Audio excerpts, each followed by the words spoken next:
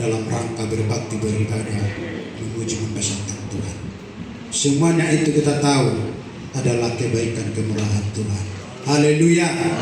Firman Tuhan yang mau kita perhatikan hari ini yang terambil dalam perjanjian baru, yaitu Yohanes 4 ayat 13 dan 14. Ayat firman Tuhan ini sudah sangat sering kita dengarkan, yang disampaikan mungkin Tuhan kepada Tuhan. Yohanes 4 ayat 13 sampai 14. Jikalau sudah ditemukan, katakan amin. Kita akan sama-sama membaca firman Tuhan dengan hitungan yang ketiga. 1, 2, 3. Jawab Yesus kepadanya, barang siapa minum air ini, ia akan haus lagi. Tetapi barang siapa minum air yang akan kuberikan kepadanya, ia tidak akan haus untuk selama-lamanya. Sebaliknya, air yang akan kuberikan kepadanya akan menjadi mata air di dalam dirinya yang terus-menerus memancarkan sampai kepada hidup yang abadi. Puji Tuhan.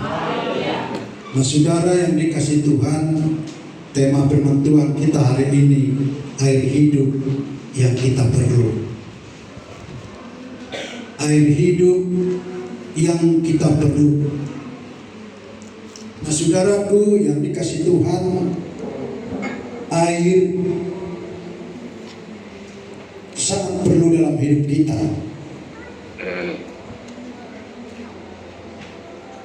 Di sebagian besar wilayah Timur Tengah,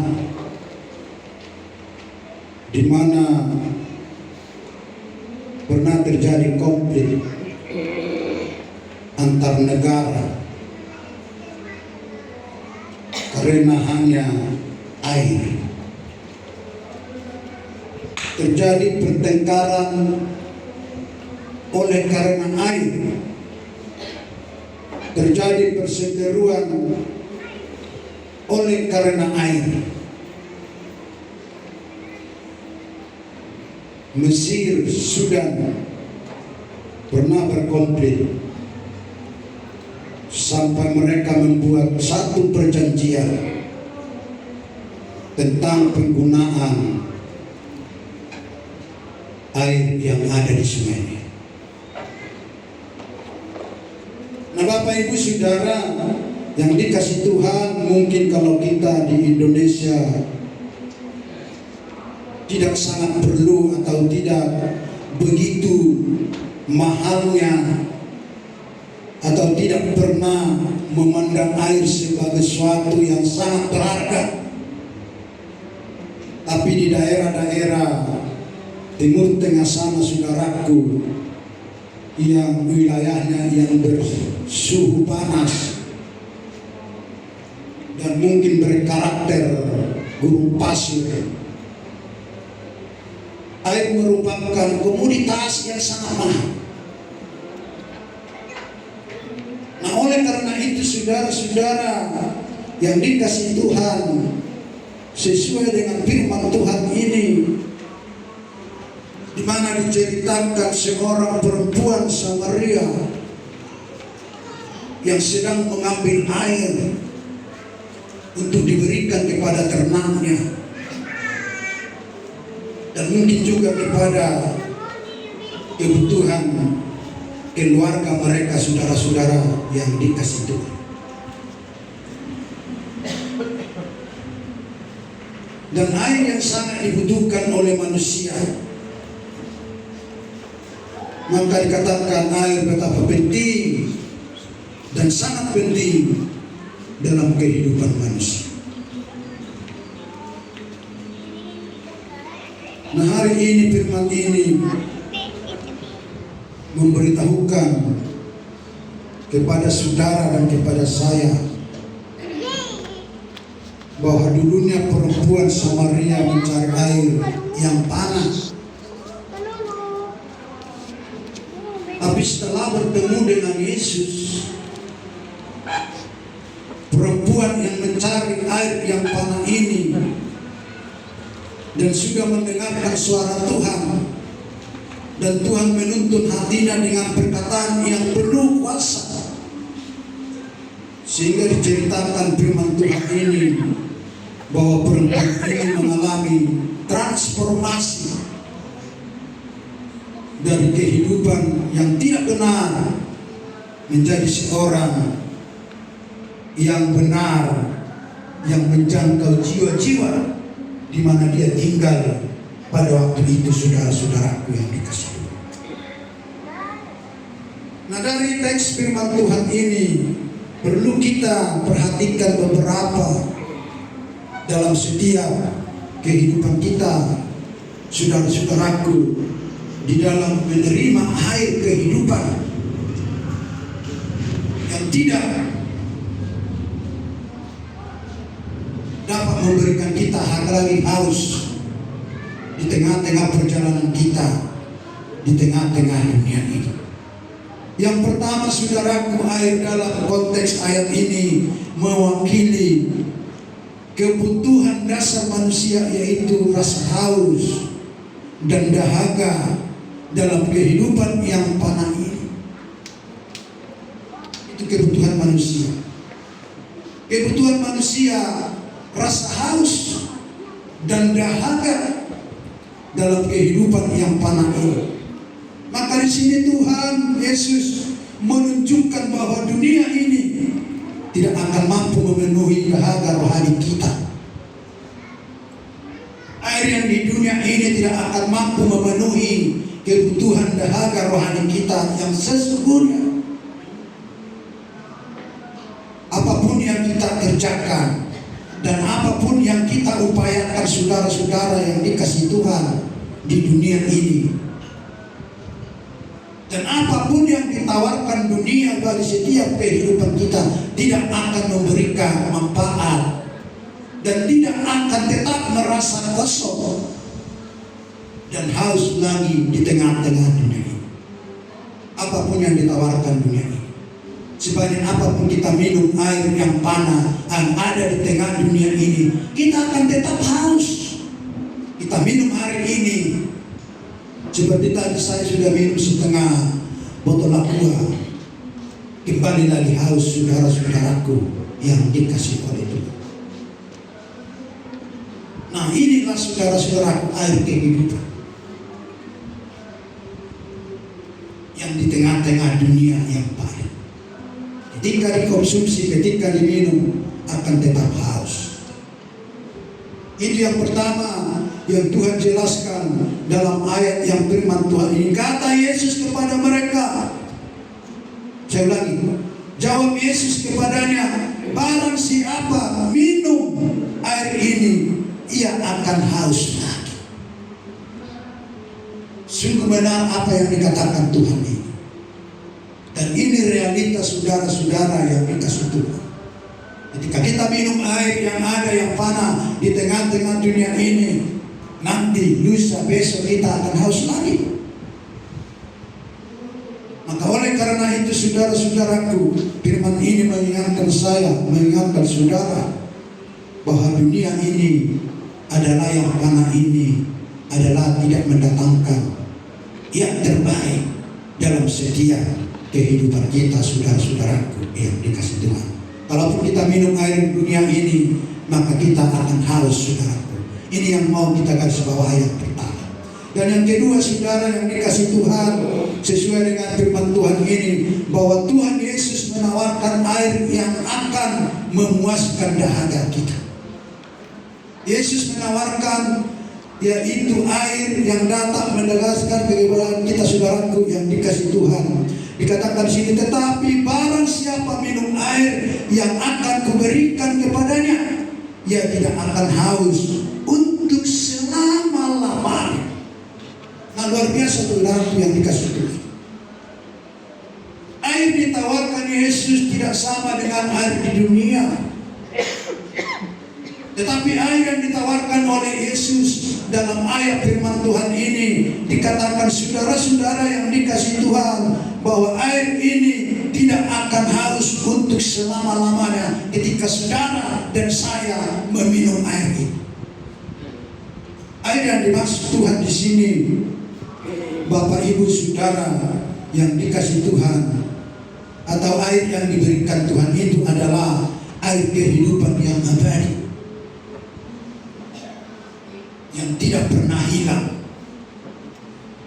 Ketika saudara, ketika saya meminum air ini, dia akan abadi dalam hidup kita sampai nanti kita mati.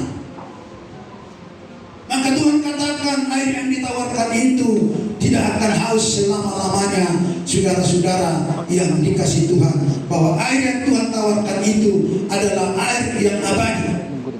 Maka ini berbicara saudaraku tentang anugerah Tuhan, anugerah Allah yang memampukan kita untuk hidup dengan Tuhan dan menerima kehidupan yang kekal melalui iman kita kepada. Jadi air kehidupan yang dari Tuhan yang abadi adalah firman Allah yang tidak pernah memberikan kita haus. Dia tetap abadi dalam hidup kita sampai kita nanti mati. Air itu akan tetap ada dalam hidup kita. Maka oleh karena itu, selama kita ada kehidupan, mari konsumsi air kehidupan itu. Sebab itu akan menyehatkan saudara, menyehatkan saya, menyehatkan kita. Sebab itu akan menguatkan saudara, akan menguatkan saya, akan menguatkan kita. Sebab itu akan memenangkan saudara dan akan memenangkan saya dan memenangkan semua kita. Mari kita jangan jemu-jemu meminum air ini. Ketika saudara dan saya mengkonsumsi atau meminum air ini setiap saat, setiap waktu, maka saudara tidak akan haus. Bagaimana kita meminumnya? Bisa lewat saudara membaca firman Tuhan, bisa saudara lewat mendengarkan yaitu penyampaian firman Tuhan, dan lain saudara-saudaraku yang dikasih Tuhan. Maka lewat itu dikatakan saudara-saudara, maka kita dimampukan untuk hidup dengan Tuhan dan menerima kehidupan yang kekal melalui iman kita kepada-Nya. Maka dikatakan air kehidupan yang ditawarkan Tuhan Yesus tidak hanya memuaskan dahaga kita sesaat, tidak hanya memuaskan dahaga sesaat, tetapi saudara-saudaraku terus-menerus bertahan sampai lama, sampai nanti Yesus datang. Air daripada Tuhan ini dapat bertahan, tidak sesaat saudara-saudaraku, tetapi memberikan keselamatan, pemulihan, dan hidup yang berkelanjutan di dalam Kristus Yesus, Tuhan dan Juru Selamat kita. Nah, oleh karena itu, air yang diberikan Tuhan Yesus itu, atau awal air yang ditawarkan Yesus itu milik. Ketika tadi perempuan yang dulunya tidak mengenal air kehidupan, dia hanya mengenal air yang panah. Ketika dia mendengarkan suara Tuhan yang berkuasa itu mengubah dia dan mengerti dan tahu untuk meminum air kehidupan itu, sehingga dia menjadi seorang yang luar biasa. Bahkan dia menjadi saksi yang luar biasa. Dan bahkan dia, saudaraku, adalah satu alat Tuhan memenangkan. Ada banyak orang di tengah-tengah lingkungannya menjadi percaya dan datang berduyun-duyun, saudaraku, mencari dan mengambil air kehidupan yang ditawarkan oleh Tuhan. Sedemikian juga kita, saudaraku, anak-anak Tuhan yang ada di gereja Pentakosta Kampung Baru Sekutang ini, mari ambil air kehidupan daripada Tuhan setiap waktu, setiap saat, sebab itu menyehatkan setiap kehidupan kita. Haleluya. Dan yang ketiga, saudaraku yang dikasih Tuhan, dari firman Tuhan ini, Tuhan Yesus mengajak kita untuk minum dari air yang diberikannya itu. Tuhan mengajak saudara, Tuhan mengajak saya untuk kita mau minum air yang diberikannya itu, saudara-saudaraku yang dikasihi oleh Tuhan. Maka dikatakan dalam ayat firman Tuhan ini, saudara, sebaliknya air yang akan kuberikan kepadanya menjadi mata air di dalam dirinya yang terus-menerus memancar sampai kepada hidup yang kekal. Terus memancar sampai pada hidup yang kekal. Artinya tidak berkesudahan, tidak terhingga, tidak dapat diukur oleh apa saja. Tetapi air dunia ini, air yang panah ini bisa diukur. Berapa debitnya bisa diukur. Tetapi air yang diberikan Tuhan atau air yang ditawarkan Tuhan ini, saudaraku, tidak dapat diukur. Dia memancar terus menerus, kata firman Tuhan ini, saudara-saudaraku yang dikasihi Tuhan. Maka air yang diberikan Tuhan ini, saudara-saudaraku, mari kita terima dengan iman kita yang sungguh-sungguh. Jangan separuh-separuh, saudara, tapi kita mau sungguh-sungguh terima air yang ditawarkan Tuhan itu adalah sungguh-sungguh kehidupan dalam setiap kehidupan kita, dalam setiap jiwa kita, dalam setiap pikiran kita. Air itu tetap sungguh-sungguh memberikan hidup saudara-saudara yang dikasihi Tuhan, supaya kita mempercayai Dia sebagai Tuhan yang datang untuk memberikan kita hidup yang kekal. Saat air menerima kita, saudaraku, kita menerima air kehidupan ini.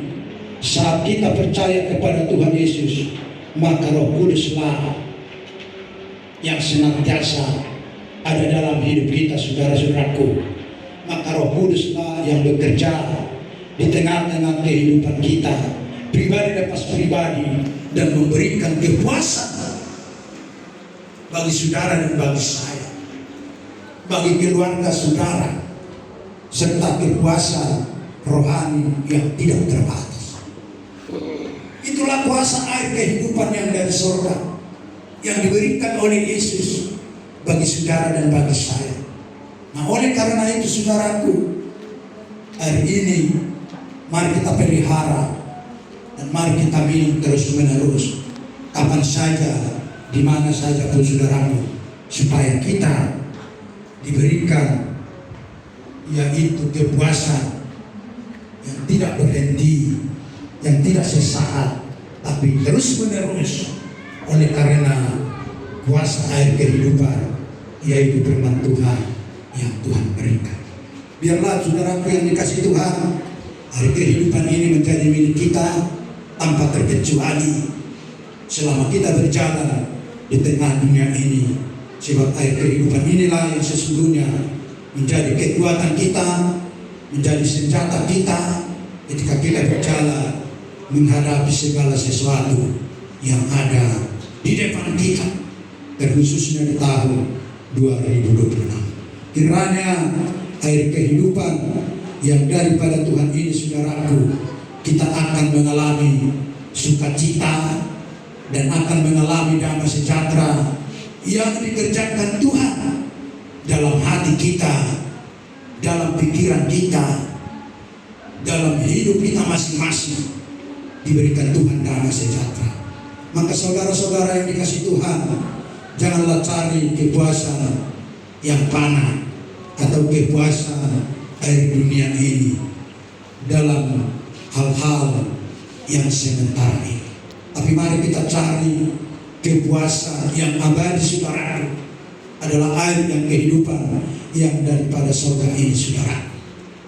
Jangan kita seperti perempuan sebelum menerima air itu, selalu mencari air kehidupan, di mana ketika dia mencari air kehidupan, Maka dia, saudaraku, ada perempuan itu bersuamikan 5 orang.